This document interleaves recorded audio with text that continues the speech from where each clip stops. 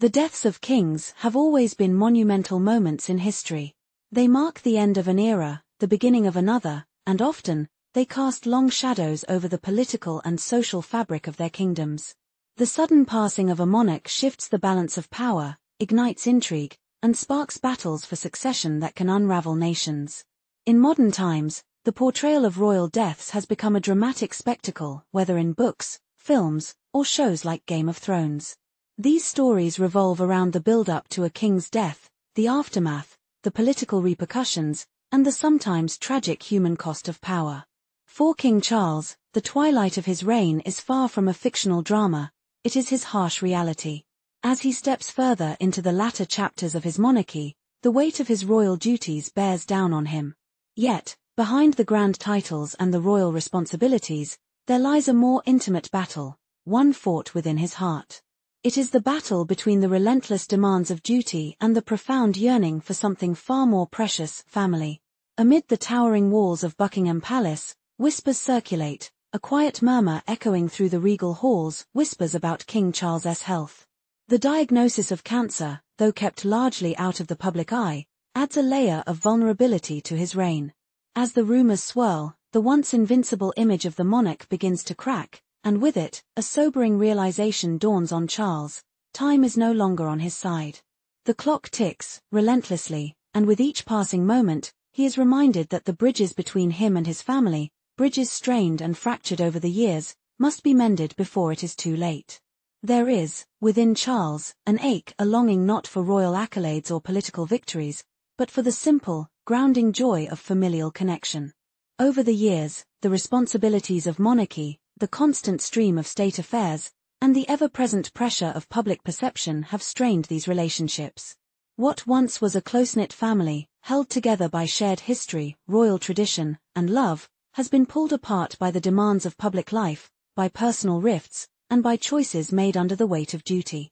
Charles is no stranger to the sacrifices that come with being a monarch. He has lived through decades of public scrutiny, seen his marriage crumble, and witnessed his family's internal struggles laid bare before the world. But as he approaches the twilight of his reign, he is faced with the undeniable truth: no royal title, no matter how esteemed, can replace the importance of family. And so, it is in these final years that Charles embarks on a journey not of statecraft or political maneuvering, but of reconciliation, of seeking the peace and unity he once thought was beyond his reach. It is said that no legacy is greater than the love and unity of one's family, and it is this belief that now drives Charles forward. He recognizes that the future of the monarchy lies not just in the hands of the crown, but in the hands of those who will carry it forward, the next generation. His grandchildren, Prince George, Princess Charlotte, and Prince Louis, hold the keys to the monarchy's future, but their well-being and future roles in the royal family are intrinsically tied to the relationships within their family today. Reports from insiders have revealed that King Charles has taken a significant step in this direction, a step that reflects both his understanding of the present moment and his commitment to the future.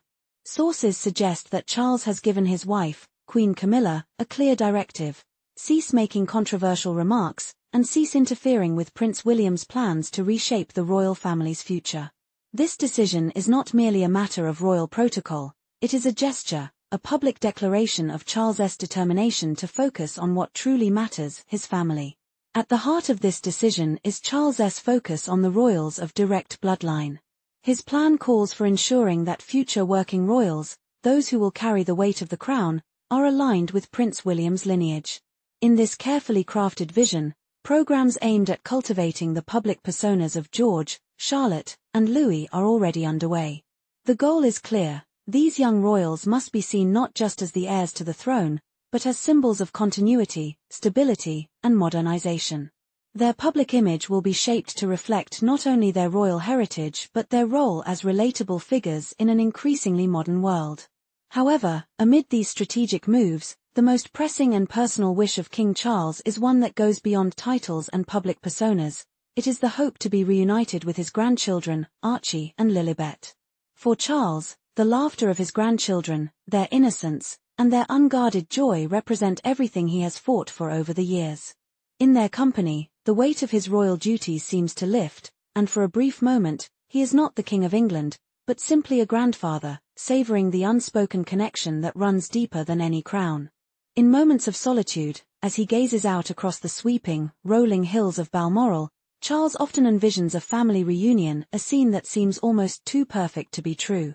He imagines his grandchildren, Archie and Lilibet, running through the lush gardens of Balmoral, their laughter ringing out across the estate, blending harmoniously with the soft chirping of birds and the rustling of leaves. In this dream, the wounds of the past are healed, the misunderstandings forgiven, and the rifts between him and his family vanish. It is a vision of peace, of love, and of hope. But reality, as Charles well knows, is rarely so idealistic. The wounds that have divided his family over the years run deep, and some of those scars may never fully fade. Tensions between his sons, the weight of unresolved grievances, and the long-standing fractures within the royal family cannot be repaired with wishes alone. Yet, despite this painful reality, Charles refuses to surrender to despair. For him, there is still hope for reconciliation, hope for healing, and above all, hope for a future where family triumphs over all. In his more reflective moments, Charles often thinks back on the past, the words left unspoken, the moments of missed opportunity, the bridges he failed to cross. He wonders if it is too late to make amends, too late to repair the relationships that have been torn apart over the years. Is it too late to reach out, to extend an olive branch, and to rewrite the story of his family? These are the questions that keep him awake at night, questioning whether the wounds are simply too deep to heal. But as these doubts swirl in his mind, a flicker of courage begins to emerge. There is a quiet, unshakable resolve to take action, to embrace the present moment, and to seize the opportunity for reconciliation while there is still time. This renewed sense of determination is not fueled by a desire for political gain or royal triumph, but by a simple, deeply human desire, the desire to heal his family, to mend the broken bonds, and to leave behind a legacy defined not by power, but by love. With each passing day, Charles draws strength from the love that surrounds him. He draws strength from the unwavering devotion of his loyal subjects, from the steadfast support of his wife, Camilla, and from the enduring bonds of family that transcend time and distance. But even as he strives for family unity, there are those who feel left behind, those who feel that their efforts go unnoticed. Camilla, for one, has reportedly struggled with a sense of isolation. Sources close to the Queen Consort suggest that she feels a lack of recognition for her own efforts to integrate into the royal family and to support Charles, despite her own controversial past. For Camilla, the road to acceptance has not been easy. She has faced public scrutiny, criticism, and doubts about her place within the royal fold. Her past, marked by scandal and controversy, has often overshadowed her present role as Queen Consort. Yet, even in the face of these challenges, Charles remains steadfast in his commitment to her.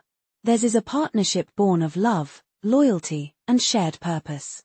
Yet even with this, the strains of public opinion and the pressure of royal expectations take their toll on Camilla.